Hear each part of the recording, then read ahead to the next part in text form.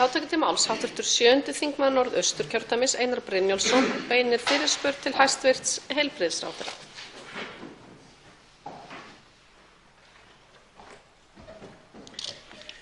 Virðulegur forseti, á þingfundi 22. desember síðastliðinn átti ég orðastað við hæstv. Heilbrigðisráðherra Óttar Proppé sem þá var óbreyttur þingmaður.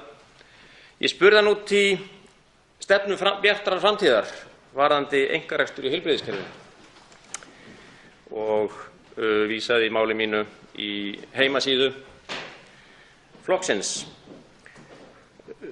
Þingmaðurinn svaraði mér og með leyfi forseta: Ég þakka þingmanninum sem segja má að hafi að sumu leyti svarað andsvarinu sjálfur með því að lesa upp stefnu bjartrar framtíðar eða hluta hennar í rekstri í heilbrigðiskerfinu, þar sem hann minnist réttilega á að björt framtíð hefur verið jákvæð gagnvart fjölbreyttu rekstrarformi í heilbrigðiskerfinu.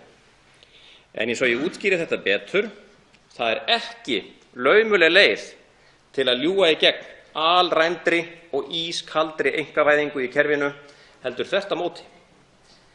Við teljum að fjölbreytni í rekstrarformi og þjónustu í heilbrigðiskerfinu eins og í öðrum kerfum sé mikilvæg. Ekki bara til að bjóða upp á val, heldur líka ákveðna samkeppni í mismunandi formum. Við þekkjum í velferðar- og heilbrigðiskerfinu fjölmörg dæmi mismunandi rekstrarform. Bestu dæmin eru kannski í heimi öldrunarþjónustu, fyrirtæki eins og Grund og Hrafnista. Sjálfseignarstofnanir hafa reynst vera mjög heilladrjúg aðferðafræði í velferðarþjónustu og heilbrigðiskerfi. Tilvitnun lýkur. Því spyr ég hæstv. ráðherrann: leggur hann fyrirhugaðan sjúkrahúsrekstur klíníkurinnar í Ármúla að jöfnu við rekstur Grundar og Hrafnistu?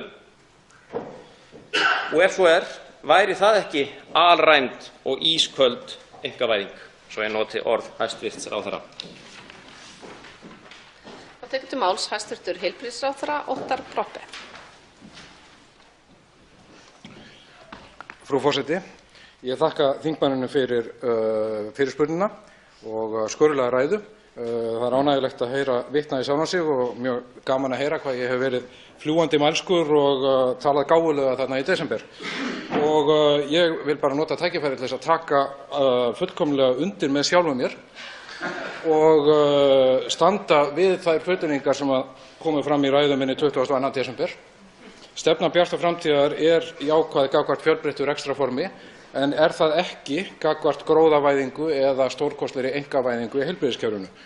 Eins og ég hef sagt margoft opinberlega og hér í þessum ræðustól eftir að ég varð ráðherra heilbrigðismála, þá mun ég ekki standa fyrir einhverri einkavæðingu eða stórkostlegri breytingu í fyrirkomulagi heilbrigðiskerfisins án þess að á undan sé gengin stórkostleg heildstæð stefnumörkun slíkt, og það er ekki í farvatninu svo ég viti. Þingmaðurinn spyr mig fyrirhugaðan og yfirvofandi sjúkrahúsrekstur í Ármúla. Ég verð nú að segja það sem ráðherra heilbrigðismála að þessi yfirvofandi sjúkrahúsrekstur kemur mér á óvart vegna þess að ég veit ekki til þess að hann sé í farvatninu. Klíníkin starfsemi sem hefur hlotið vottun landlæknisembættisins að aðstaðan bjóði upp á heilmikla þjónustu. En þar fara fram aðgerðir og þjónusta í samræmi við rammasamning heilbrigðisráðuneytisins við Læknafélag Reykjavíkur eins og á fjölmörgum öðrum starfsstöðvum sérfræðinga. Það er ekki í farvatninu að breyta því fyrirkomulagi, þvert á móti. Eða ekki þvert á móti, það er bara ekki í farvatninu að breyta því fyrirkomulagi. Þannig að stórkostlegar fréttir og tilvitnanir í aðila að það sé í farvatninu miklar breytingar. Ég er mjög ánægður með að geta staðið hérna og dregið þær fréttir til baka vegna þess að ég sem ráðherra málanna kannast ekki við þær. Þá tekur til máls hv. 7. þingmaður Norðausturkjördæmis Einar Brynjólfsson. Virðulegur forseti, það er gott þegar menn eru fljúgandi mælskir og tala gáfulega í desember. Það er náttúrulega best ef menn gera það alla aðra mánuði ársins líka. Ég vil halda áfram að vitna í orð hæstv. Ráðherrans frá í desember til þess að styrkja hann og styðja einmitt í þessum áformum hans, ef ég hef skilið þau rétt, það er að segja. Við teljum að velferðarþjónusta eigi ekki að vera rekin í gróðaskyni. Björt framtíð stendur ekki fyrir og stefnir ekki að og þrýstir ekki á aukna einkavæðingu í heilbrigðiskerfinu í gróðaskyni, bara svo það sé skýrt. Tilvitnun lýkur. Prýðilegt. Prýðilegt. Nú spyr ég þá ráðherrann beint út þannig að ef honum berst umsókn starfsleyfi frá þessu tiltekna fyrirtæki sem ég nefndi hér áðan, mun hann segja já eða nei við slíkri umsókn? Tekur til máls hæstv. Heilbrigðisráðherra Óttarr Proppé. Frú forseti, ég tek undir aftur þessi flugmælsku orð mín frá því í desember og ég get fullvissað hv. þingmann að ég kann að hafa sagt eitthvað að viti aðra mánuði. Ég get fullvissað þingmanninn að það er ekki ég sem að veiti starfsleyfi fyrir starfsemi eða stofum, aðstöðu sérfræðinga út í bæ. Það er embætti landlæknisins sem að veitir starfsleyfi fyrir stöðinni. Það er hins vegar á valdi heilbrigðisráðherra að fela Sjúkratryggingum að gera sérstaka samninga við slíka stöð verk eða þjónustu sem er umfram rammasamning við Læknafélag Reykjavíkur. Slíkt stendur ekki til hjá mér. Þá tekur til máls hv. 6. þingmaður Reykjavíkurkjördæmis suður, Kolbeinn Óttarsson Proppé, og beinir fyrirspurn til hæstv. Heilbrigðisráðherra. Virðulegi forseti. Mig langar einnig að eiga orðastað við hæstv. Heilbrigðisráðherra Óttarr Proppé. Proppé spyr Proppé. Þó með ekki alltaf gaman að spjalla við frænda, bæði á þingi og í fjölskylduboðum, þá er tilefni nú af dálítið sérstökum toga og kannski enn sérstakar eftir síðustu ræðu hæstv. Heilbrigðisráðherra.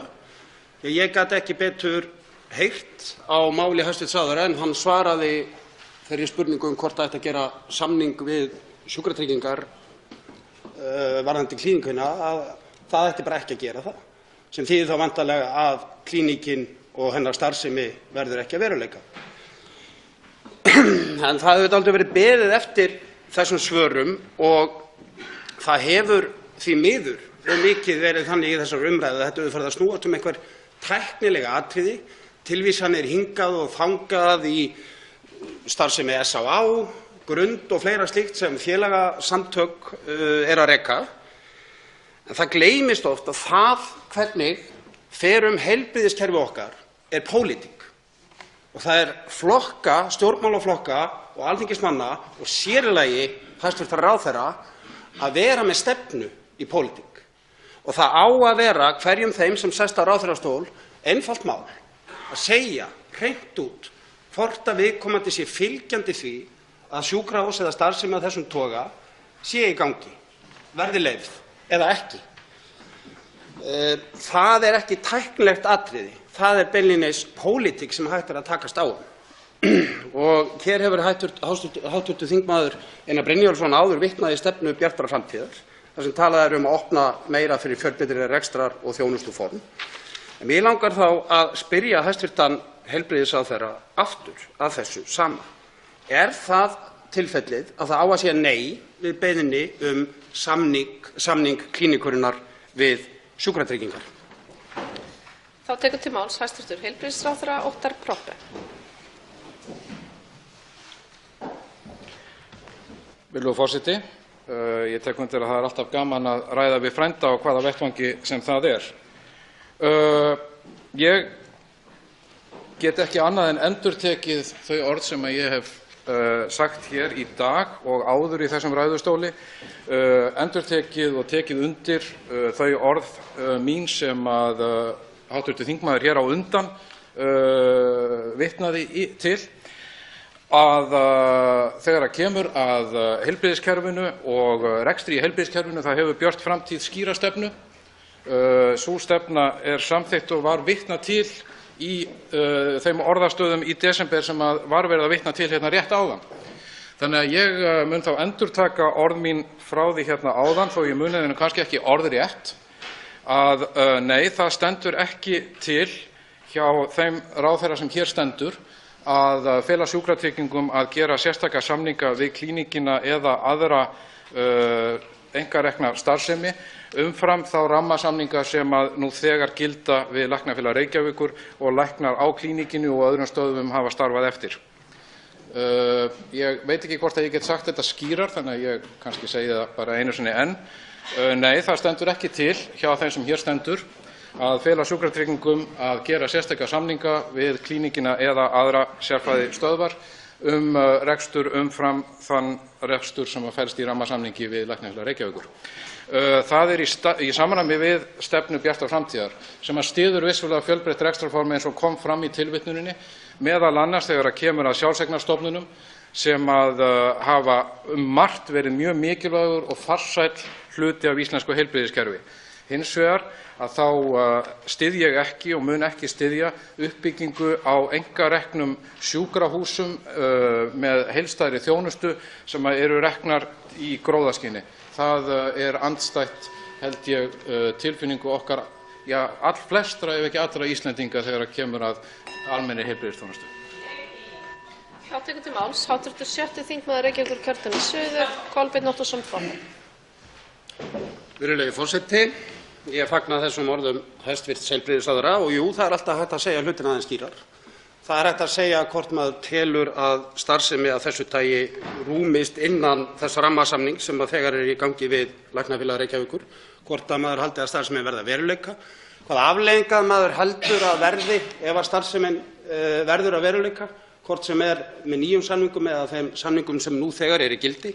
Hefur hæstv. Heilbrigðisráðherra áhyggjur af því ef að svo verði þá það gæti aukið ójöfnuð, aðgang að heilbrigðisþjónustunni. Það hægt að tala mjög skýrt þegar kemur að pólitík, hvað manni sjálfum finnst að eigi að verða að veruleika og hvað maður telur best fyrir samfélagið. Og það líka hægt að spyrja skýrt. Telur hæstv. Heilbrigðisráðherra að þessari starfsemi verði og að hún rúmist innan þess rammasamnings sem hæstv. Ráðherra vitnaði til? Þá tekur til máls hæstv. Heilbrigðisráðherra Óttar Proppé. Frú forseti, hv. þingmaður, það mikilvægt að tala skýrt og þegar spurt þessa starfsemi þá má velta fyrir sig nákvæmlega hvað átt við. Vegna þess að það skýrt í rammasamningi við Læknafélag Reykjavíkur hvaða starfsemi heyrir þar undir. Þar heyrir meðal annars ekki undir rekstur á margra daga legudeild. Til slíks þyrfti sérstaka samninga og heilbrigðisráðuneytið hefur gert sérstaka samninga legu en ekki á sjúkradeildum eins og ég hef áður sagt. Þannig að heilbrigðisþjónusta mjög flókið verkefni. Við höfum falið ákveðna hluti, einfaldari aðgerðir jafnvel, aðilum sem reka sig á eigin forsendum, í eigin stofum, sérfræðingum og svo framvegis. Ég tel að það sé ágætur hluti af íslensku heilbrigðiskerfi en ég sé ekki að það yrði til heilla að dreifa kröftum heilbrigðiskerfisins með því að auka flóknari og meiri sjúkrahúsþjónustu aðilum annars staðar en hjá þeim sjúkrahúsum og spítulum sem fyrir eru. Þá tekur til máls hv. 8. þingmaður Norðvesturkjördæmis Guðjón S. Brjánsson og beinir fyrirspurn til hæstv. Heilbrigðisráðherra. Virðulegur forseti, það að verða 3 mánuðir síðan erindi klíníkurinnar voru lögð á skrifborð heilbrigðisráðherra með tilmælum uppáskrift og samning við ríkið að fá að starfrækja einkarekið sjúkrahús í Reykjavík í gróðaskyni. Það hefur verið erfitt fyrir hæstv. ráðherra að gera upp hug sinn, það hefur hann sagt sjálfur, en svarið liggur nú fyrir, en þetta hik verður ekki skilið öðruvísi en þannig að þetta hafi legið þungt á herðum hans og það ekki nema von. Ef hæstv. ráðherra hefði ætlað að stíga þetta skref þá hefði hann gengið gróðaöflunum stefnulítið á vald. En það vaknar nú auðvitað spurningar í þessu sambandi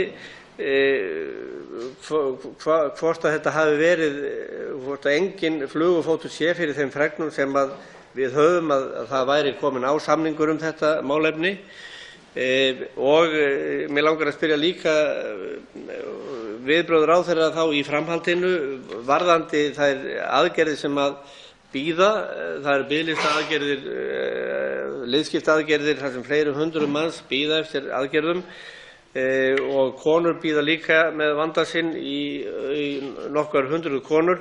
Er gert ráð fyrir því að það verði gerðir samningar við opinberar stofnanir í þessu sambandi og í hvaða skrefum gæti það verið gert? Þá tekur til máls hæstv. Heilbrigðisráðherra Óttarr Proppé. Frú forseti, ég þakka hv. þingmanni fyrir fyrirspurnina og það nú eiginlega dálítið að vitna til orða minna í svörum við fyrirspurnum hv. þingmanna hér á undan. Það erindi kannski sem að hefur legið fyrir helst frá klíníkinni fyrst að við ræðum sérstaklega málefni einnar stofu sérfræðinga umfram aðrar að fá að þáttaka í biðlistaátaki sem að við erum að fara í núna aftur annað árið af 3 með fjárveitingum sem að voru sérstaklega ákveðnar hér á Alþingi til þess að stytta biðlista og embætti landlæknis hefur skilgreint 5 tegundir aðgerða sem þurfi að reyna að vinna á biðlistum í. Að það eru liðskiptaaðgerðir, það eru hjartaþræðingar, það eru sjónhimnuaðgerðir, ákveðnar aðgerðir í kvenlækningum, ef ég man rétt, og það hefur verið í skoðun hjá mér og hjá heilbrigðisráðuneytinu hvernig væri best að koma því átaki fyrir. Niðurstaðan sú að við höfum haft samband við sömu aðila, sömu stofnanir og tóku þátt í þessu biðlistaátaki á síðasta ári. Það eru Landspítalinn, Sjúkrahúsið á Akureyri, Heilbrigðisstofnun Vesturlands á Akranesi og þegar kemur að augnaðgerðum þá höfum við einnig talað við fyrirtækin Sjónlag og Lasersjón sem tóku þátt í verkefninu á síðasta ári. Það hefur verið sent erindi til þessara aðila og við erum að vonast til þess að það verði hægt að skrifa undir samninga þessar aðgerðir þannig að það sé hægt að vinna vel á biðlistunum. Við ætlum að fylgjast vel með því hvernig gengur og skoða stöðuna aftur eftir 5 mánuði til þess að lenda ekki í tímahraki með að ekki takist að klára þær aðgerðir sem þarf í átakinu. Það tekur til máls að nýju hv. 8. þingmaður Norðvesturkjördæmis Guðjón S. Brjánsson. Forseti, ég vil þakka hæstv. Ráðherra fyrir svörin og óskonum auðvitað til hamingju með að hafa tekið þessa heillavænlegu ákvörðun. Auðvitað hefur klínikuna borið á góma hér ítrekað þar sem í deiglunni hefur verið stefnumarkandi og grundvallar breyting í heilbrigðisþjónustunni með því að semja við einkarekið sjúkrahús tiltekna þjónustu. En ég vil aðeins árétta þetta atriði og varðandi gagnvart hæstv. Ráðherra. Mun hann beita sér fyrir því að nýta enn betur en áður þær stofnanir sem við eigum öll saman, heilbrigðisstofnanir og sem í nágrenni Reykjavíkur, til þess að stytta biðlista og efla starfsemina á þessum stofnunum eftir föngum. Því þær eru mjög vel búnar að mörgu leyti. Það tekur til máls að nýju hæstv. Heilbrigðisráðherra Óttarr Proppé. Frú forseti, ég þakka hv. þingmanni fyrir hamingjuóskurnar. Það mikil ábyrgð falin í því að vera ráðherra málaflokks og ég tek henni af mikilli alvöru og þess vegna hef ég undirbúið þessa ákvörðun mjög vel og kynnt mér málin eins og ég hef getað til hlítar. Já, ég tel mikilvægt að byggja upp og viðhalda getu í okkar heilbrigðisstofnunum.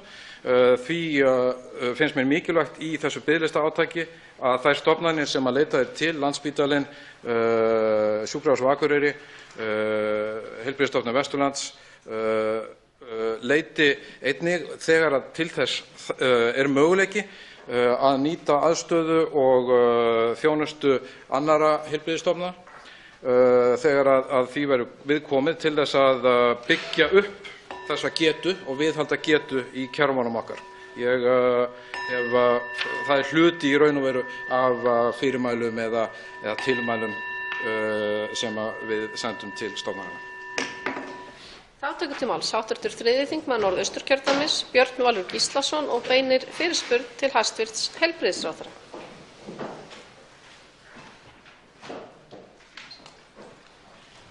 Forseti, það allmikil tíðindi finnst mér sem að hæstv. Heilbrigðisráðherra færi þingi og þjóð hér í þessum ræðustól.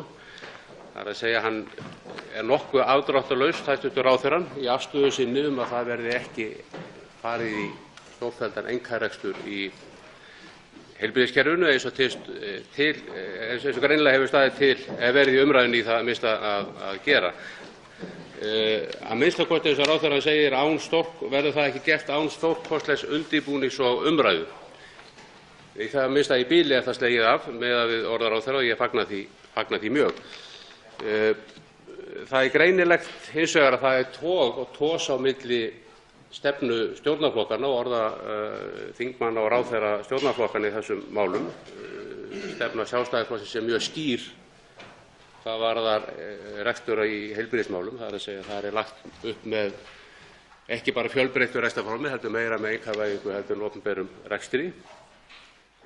Og á meðan að stefna eins og við hefum við það hérna ítrekað til var í stefnu Bjartar framtíðar. Það hefur svona verið slegið úr og í, boðið upp í fjölbreyttan rekstur eins og það heitir. Ég vil spyrja ráðherrann að því að hann sagði hér í svari sínu áðan að undirbúningur þessari ákvörðun sem mér finnst hann hafi tilkynnt hér í dag, það er að segja að það verði ekki gerðir samninga við einkafyrirtæki í rekstur heilbrigðiskerfisins. Hann hafi undirbúið þessa ákvörðun mjög vel og reist hana á ýmsum gögnum sem hann har safnað að sér. Og þá spyr ég, voru einhverjar viðræður í gangi í þessu tilfelli þá við klíníkina að gera samninga, það er að segja samninga rekstur í heilbrigðiskerfinu. Hver er afstaða ríkisstjórnar? Er einhugur í ríkisstjórnum þessa ákvörðun fjármálaráðherra? Hefur þetta verið rætt í ríkisstjórninni? Standa ríkisstjórnarflokkarnir og ráðherra ríkisstjórnarinnar að baki heilbrigðisráðherra þessari ákvörðun að einkavæða ekki í heilbrigðiskerfinu og ganga ekki til viðræðna slíkt við nokkurt fyrirtæki? Þá tekur til máls hæstv. Heilbrigðisráðherra Óttarr Proppé.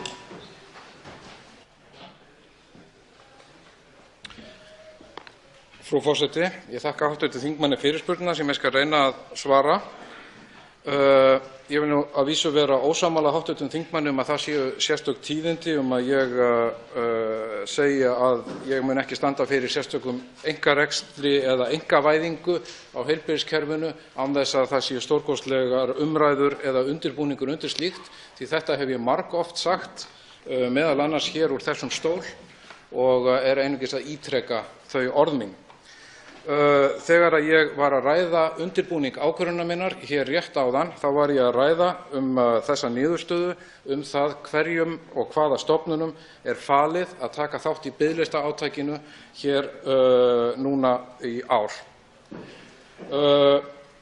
Það er rétt að sú ákvörðun var vel undirbúin, það var viðað að sér gögnum, það var skoðað sérstaklega reynslan af biðlistaátakinu í fyrra, sem var upp og ofan vegna þess að það gekk sérstaklega framan af ekki mjög vel að framkvæma þann fjölda aðgerða sem til stóð og þurfti undir lok ársins að slá vel í klárin, ef svo má orða, til þess að ná þokkalega viðunandi niðurstöðu í málið. Þess vegna var það undirbúið og rætt við stofnanirnar og auðvitað fyrst og fremst þá sem höfðu unnið þær í fyrra, hvernig þeim litist á að getan væri til þess að klára þennan fjölda aðgerða í ár. Og ég er fullvissaður að það muni takast. Það hafi verið ákveðnir byrjunar örðugleikar, uppsetningar, örðugleikar í fyrra sem að gerðu að verki að það tók lengri tíma en ella, sem að eigi ekki við núna. En það er líka ástæðan fyrir því að við munum fylgjast sérstaklega vel með því hvernig gengur í þessu átaki núna í ár og frá mánuði til mánaðar. Það er auðvitað ekki rétt að það verði ekki gengið til samninga við einkaaðila í þessu átaki því að það stendur til eins og í fyrra að semja við einkaaðila einhvern hluta af aukaaðgerðum eins og var gert fyrir ári síðan. Þá tekur til máls að nýju hv. 3. þingmaður Norðausturkjördæmis Björn Valur Gíslason. Forseti, það finnst mér heldur á að slegið í bakseglin. Það er að segja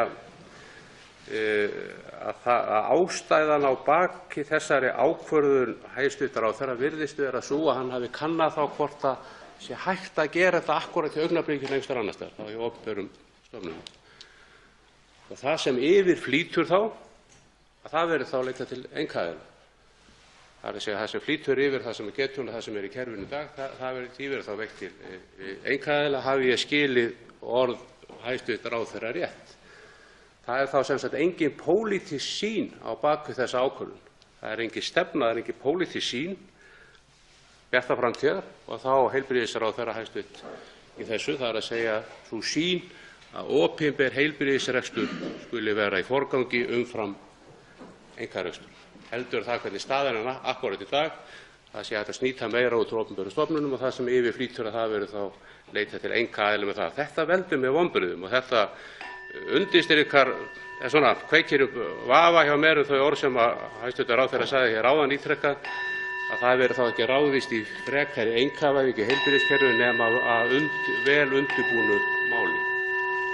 Þá tekur til máls að nýju hæstv. Heilbrigðisráðherra Óttar Proppé. Frú forseti, ég skal með glöðu geði taka þær ræður sem ég hef flutt hérna í dag málið þar sem ég hef endurtekið það að ég muni ekki standa fyrir sérstakri einkavæðingu eða auknum einkarekstri í kerfinu. Ég skal með glöðu geði taka þessar ræður leið og þær eru komnar á vef þingsins, prentaðar út og færa hv. þingmanni því að það hefur ekkert breyst. Það hvílir sú ábyrgð á hendi ráðherra og ráðherra heilbrigðismála að tryggja aðgengi að þjónustu og tryggja að sú þjónusta sé veitt sem að ákvörðun hefur verið tekin. Og það var tekin ákvörðun hér á Alþingi það að fara í sérstakt átak til þess að vinna á biðlistum 3 ár í röð.